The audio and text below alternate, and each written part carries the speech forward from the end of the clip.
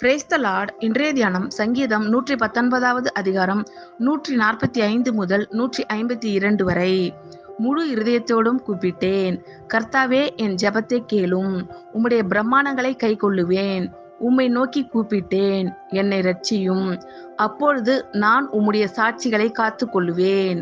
அதிகாலையில் நான் எழுந்து சத்தமிட்டேன், உம்முடைய வசனத்துக்கு காத்திருக்கிறேன்.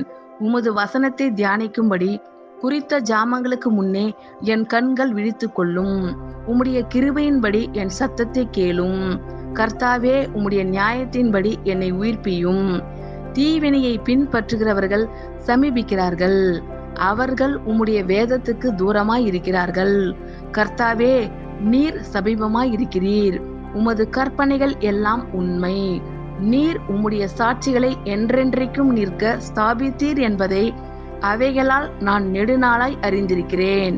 ஆமேன். கர்த்தர் உங்கள் அனைவரையும் ஆசீர்வதிப்பாராக. God bless you all.